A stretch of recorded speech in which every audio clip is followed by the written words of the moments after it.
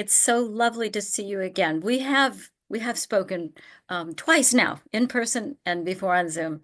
But I'm really looking forward to giving TLE readers and actual members an opportunity to hear you speak. We're writing a profile on you, and they need to know who you are.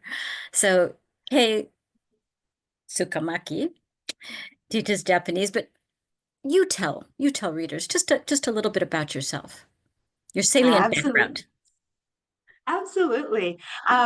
So, like you mentioned, my name is Kei Tsukamaki. I'm third generation Japanese American. I grew up in the Bay Area, California. And then I moved up to where I currently am, just outside of Seattle, Washington, to go to college at the University of Washington, and then got my master's in teaching at Seattle University.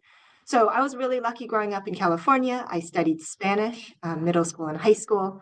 And then I studied Japanese as a world language in high school and college. So I got my master's in teaching at Seattle University. And then I've been up here in Washington State ever since. This is my 14th year teaching, and I'm certified to teach both Spanish and Japanese, though right now I'm teaching only Japanese in public high school. Yes, wonderful. Um, and when did you realize that you wanted to teach? Is this something that you've always known, or is this something that you discovered in college?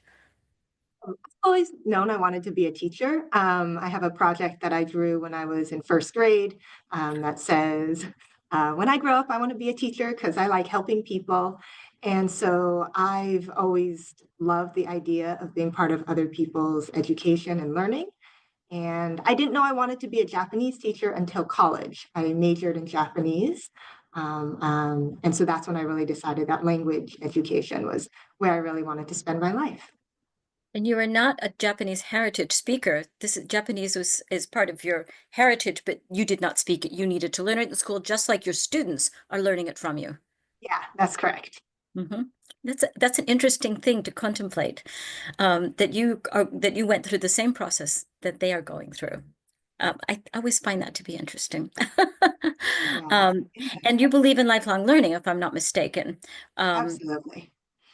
let's see. So during those early years of teaching, 14 years ago, um, how were you supported in this new profession? You knew you wanted to be a teacher, but all teachers need support. How did you receive support?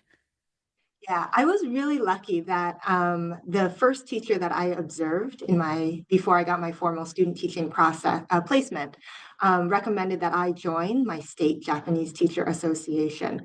And so through that network of Japanese language educators, I had a lot of support specifically for teaching Japanese. But then from there, I was really supported and encouraged to be a member in my state and then regional world language teacher associations. And so I've gotten a lot of support, not just from colleagues in my own buildings and districts, but also from across the state and region. And just being part of these professional organizations, all the way from the state, all the way up to ACTFL, has been a really big part of my own growth. And being able to attend, the conferences every year feels like you're coming together with a bunch of friends that you only get to see once a year.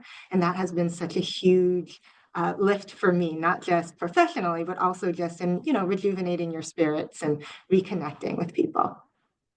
So professional development, you've rounded up your own professional development. It's not like you were taken under someone's wing.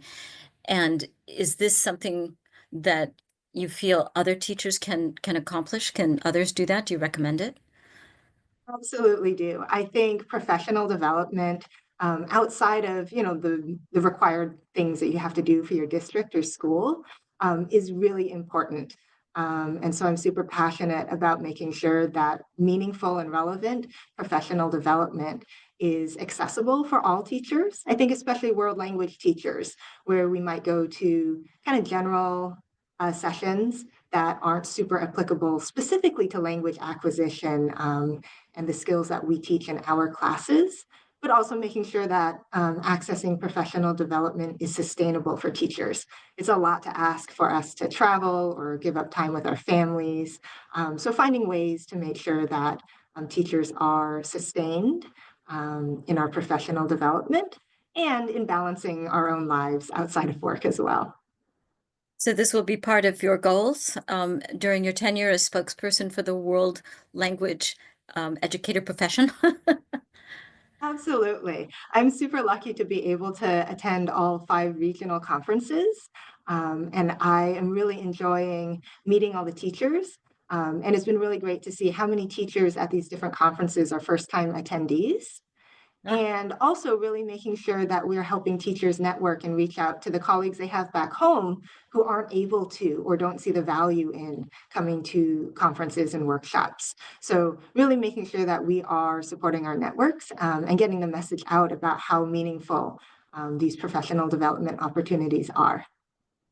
so your view of professional development goes beyond having a mentor in the building and having someone take you under their wing. You feel that you can engineer this with proper support, with some stipends and some funding and some time off and some accommodations by buildings and districts, for example, that you can make it possible for teachers to have you've used the term sustainable and what was your other term?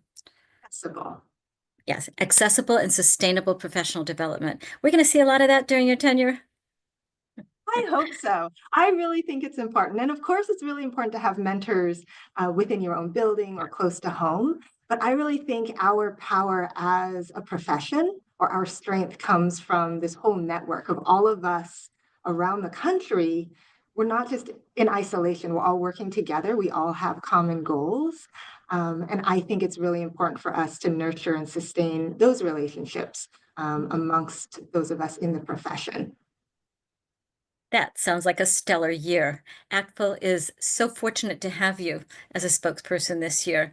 Um, I can't thank you enough for taking time out of this crazy schedule. It's regionals. Thank you so much. Take care, Kay. Okay, bye.